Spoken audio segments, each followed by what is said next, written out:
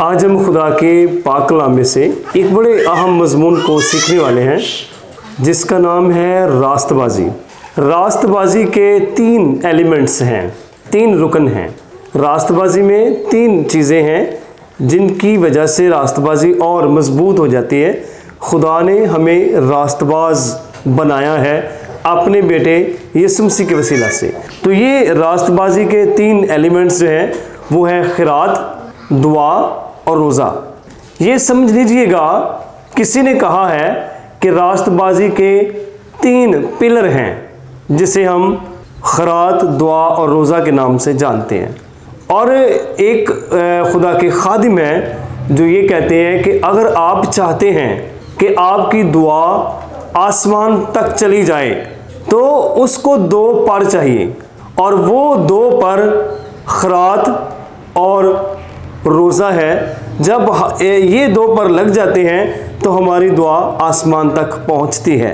तो आज हम इन्हीं चीज़ों के बारे में सीखेंगे, खिरात, दुआ और रोज़ा। मत्ती की इंजील 6 बाब, खुदा के कलाम में से मत्ती की इंजील 6 बाब उसकी पहली आयत से 4थी आयत तक खिरात के बारे में जिक्र है।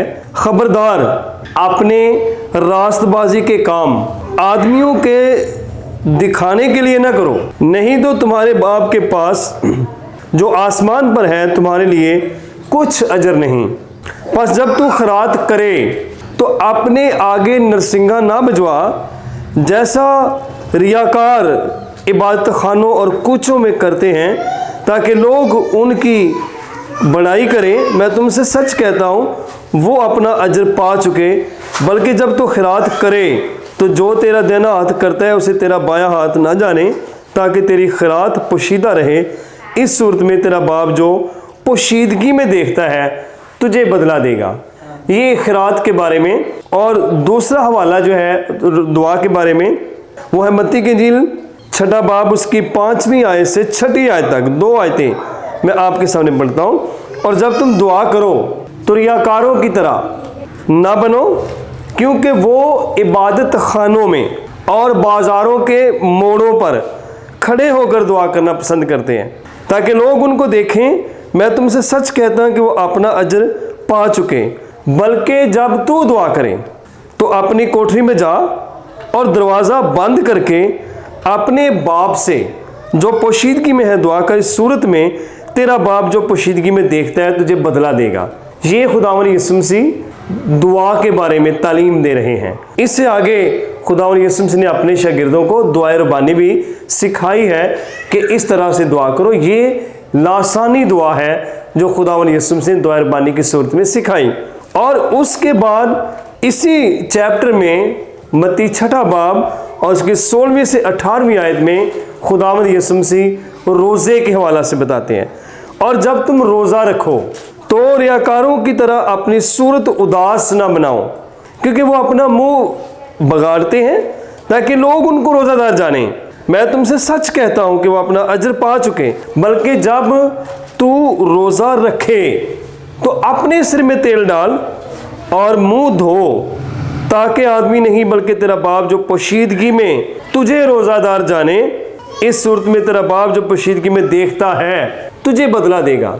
ये तीनों काम खुदावंद यीशु मसीह ने पहाड़ पर लोगों को और शागिर्दों को सिखाए। मत्ती की इंजील 5वां, 6वां और 7वां बाब ये पहाड़ी वाज का हिस्सा है। पहाड़ी वाज को बाइबल मुक़द्दस में बड़ी अहमियत हासिल है। और इसके अलावा मैं आपको बताना चाहता हूँ कि महात्मा गांधी अपनी तकरीर से पहले पहाड़ी वाज पढ़ा करते थे। और इस पहाड़ी वाज में साफ साफ ये बताया गया है कि तुम ये काम पोशीदगी में करो, ये काम पोशीदगी में करो, इसका अजर खुदा तुझे देगा, इसका अजर खुदा तुझे देगा। और इसी तरह खिरात और दुआ करना और रोज़ा रखना, ये तीनों काम जो है जिस दौर में खुदावंद यीशु मसीह अपने शागिर्दों को और लोगों को तालीम दे रहे हैं, ये रियाकारी के ज़माना में पाए जाते हैं। लेकिन लोग इसे रियाकारी के साथ कर रहे हैं। लोगों के नज़रियात, उनकी सोचें फ़र्क हो गई हैं, मुआशरा बदल चुका है। एनवायरनमेंट फरीसियों ने, फ़कीयों ने ख़राब कर दी है, लोगों के दिलों में फरीसियत आ गई है। सब लोग जो है वो लोगों को दिखाने के लिए खैरात कर रहे हैं, दुआ कर रहे हैं और रोज़ा रख रहे हैं। अब देखिएगा कि रियाकारी है क्या।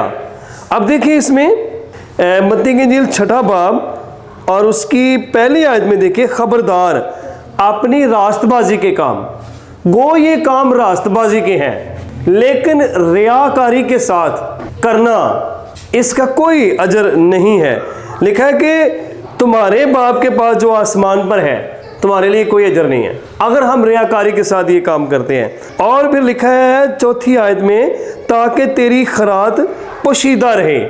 खैरात देनी किस तरह है कि तेरा दाहिना हाथ देता है और तेरा बायां हाथ ना जाने। ये नहीं है कि लोगों के आईडी कार्ड्स जमा कर लो, लोगों को दिखाने के लिए करो कि हम ये कुछ कर रहे हैं, वो कुछ कर रहे हैं, फेसबुक पे और इस तरह से दूसरी चीज़ों पर इश्तहार दे दो कि हमने इतने लोगों को दिया, ये किया, वो किया है। इस तरह अजर जिनको हम दिखा रहे हैं, अजर सिर्फ उनसे मिलेगा, दुनिया से अजर मिलेगा। लेकिन अगर हम पोशीदगी में बाप को लोगों को देते हैं तो बाप पोशीदगी में अजर देता है। अगर आप अजर पाना चाहते हैं तो फिर आपको पोशीदगी में ये काम करना है। और यशाया नबी जो है 58 बाब में वो बयान करते हैं कि जब तू रोज़ा रखे तो अपना खाना भूखों को खिला, यानी खैरात कर, लोगों के पास जा और लोगों को दे, भूखों की फिक्र कर। रोज़ा रखने का मतलब ये नहीं है कि हम अपनी रोटी छोड़ दें और जब टाइम हो तो उससे ज़्यादा रोटी खा लें, बल्कि वो जो रोटी हमने छोड़ी है वो दूसरों को दें, गरीबों को दें। पहला करंथियों 13वां बाब उसमें लिखा हुआ है कि अगर मैं अपना बदन गरीबों को दे दूं खाने के लिए, यानी उसके अंदर पैशन देखिए कि पौलुस रसूल ये बात बयान कर रहे हैं कि अगर मैं अपना बदन खाने के लिए दे दूं, गरीबों के लिए दे दूं और मैं मोहब्बत रखूं तो कुछ भी नहीं, यानी मोहब्बत के साथ खैरात करनी है। बड़े बड़े लीडर्स का हमें जिक्र मिलता है जिन्होंने ऐसा किया, जिसमें बड़े नुमाया शख्सियत जॉन हायड की है। सियालकोट में इस शख्स की दुआओं से बहुत बड़ा अजर मिला। उसने अपना बदन दे दिया इस काम के लिए, रोज़ रोज़े रखने और इवेंजलिज्म के लोगों के लिए लोगों को भेजना और लोगों ने आके बताना कि आज इतने लोगों ने मसीह को कबूल कर लिया है। और इस तरह उसने अपना बदन दे दिया। आज हम क्या दे रहे हैं?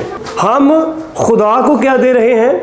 हम इंसानों के साथ कैसा सलूक कर रहे हैं? हमारे लिए ये लम्हा फिक्रिया है कि रोज़ा रखने के बाद हम क्या करते हैं या रोज़ा रखने के दौरान हम क्या करते हैं।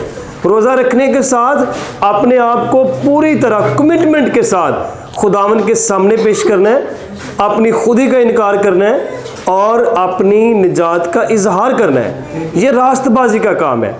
और जैसे ज़कई को हम देखते हैं, जब खुदावंद यीशु मसीह उसके घर में गया, उसको निजात मिली, उसके अंदर से रास्तबाजी का ये काम जाहिर हो रहा है कि उसके वो फूले नहीं समा रहा, उसके पाँव ज़मीन पर नहीं टिक रहे, वो अपने एड़ियाँ उठा उठा कर जहाँ उसने पैसा रखा वो बांट रहा है लोगों को, और इस तरह से वो खिदमत कर रहा है। लूका की इंजील 12वां बाब उसकी 33वीं और 34वीं आयत में देखें तो खुदावंद यीशु मसीह अपनी ज़ुबान मुबारका से फरमाते हैं कि जो कुछ तुम्हारे पास है उसको बेच दो और अपने लिए ऐसे बटवे बनाओ जो पुराने ना हो, जो फट ना जाए, जो खराब ना हो, बटवे बनाओ।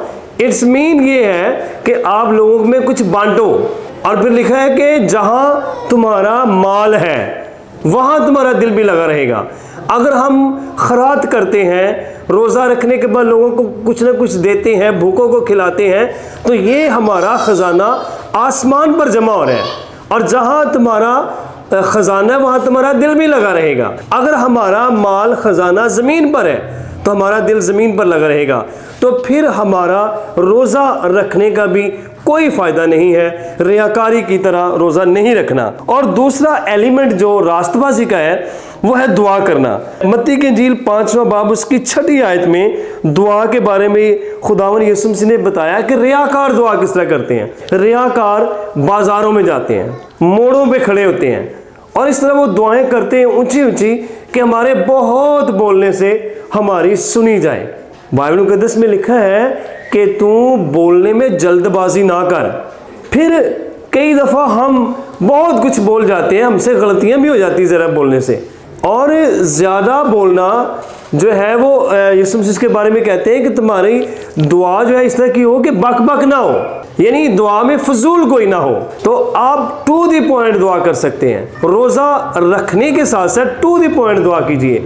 ऐसे अल्फाज जो खुदा आपको देता है, बहुत ज़्यादा बोलने से थोड़े से अल्फाज बोलें। आप सीखी सिखाई रटी रटाई दुआएं मत कीजिए। चाहे आप थोड़ा बोल लें, वो दुआ कीजिए जो रूहुल कुद्स आपके अंदर डालता है। वो अल्फाज जो पाक रूह आपको देता है वो बोलिए। चाहे कम दुआ करें, लेकिन आप रूहुल कुद्स की रहनुमाई में दुआ कीजिए। खुदा आपको ऐसे अल्फाज देता है, वो अल्फाज बोलिए। फिर यहाँ पर क्या दुआ का लाइफस्टाइल लिखा है कि तू अपनी कोठरी में जा, पोशीदगी में दुआ कर, लोगों को नहीं दिखाना।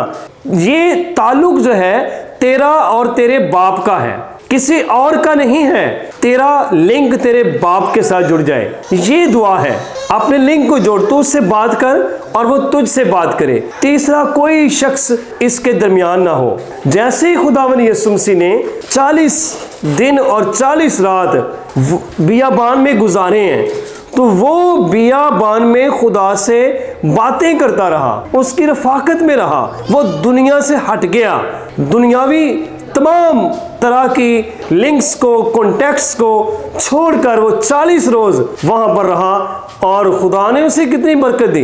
बेशक उसके पास बहुत सी बरकत थी, कुव्वत थी, दनाई थी, हिकमत थी, लेकिन फिर भी खुदा ने उसे वो नाम बख्शा जो सब नामों से आला है। मेरे अजीज बहनों भाइयों, अगर आप रोज़ा रखते हैं तो उसमें आपकी दुआएं वो हो जो खुदा आपको देता है, उसमें रियाकारी शामिल ना हो। लोगों के पसंद की दुआएं ना करें, बल्कि आप वो दुआएं करें जो खुदा चाहता है। एक दफा ऐसा हुआ, लोग शागिर्दों के पास बदरू गिरफ्तार लोगों को लाए, लेकिन उनमें से नहीं निकली, और लोग फिर यीशु के पास उनको लाए। खुदावन यीशु मसीह ने उन बदरुओं को निकाल दिया। तो शागिर्द हैरान हो गए। लोगों के जाने के बाद वो पूछते हैं कि ये क्या हुआ, तेरे कहने से बदरूहें चली गईं, हमने दुआ की है तो बदरूहें नहीं गई। खुदावन यीशु मसीह ने कहा कि ये किस्म दुआ और रोजे के बगैर नहीं जा सकती। अगर आप बड़ा इनकलाब देखना चाहते हैं, बड़ी तब्दीली देखना चाहते हैं, तो आपको फिर दुआ और रोज़े में वक्त गुजारना है। दुआ और रोज़े में वक्त गुजारने का मतलब ये है कि आप एक ऐसी मैग्नेट पावर, एक ऐसे डायनामाइट स्पिरिट हासिल कर रहे हैं जो दुनिया को बदल सकती है। दुआ और रोज़े में बैठ जाइए, खुदा सब कुछ मुहैया करता है। जॉर्ज मुलर की मैं बात आपको बताता हूँ, जो एक यतीम खाना चलाता था। उसके यतीम खाने के बच्चों को दूध की ज़रूरत थी और वहाँ पर कोई दूध भी नहीं है। तो जॉर्ज मुलर ने कहा चलो दुआ करो। हाथ उठाए हैं, वो बाप से मांग रहे हैं, और एकदम नॉकिंग हुई है।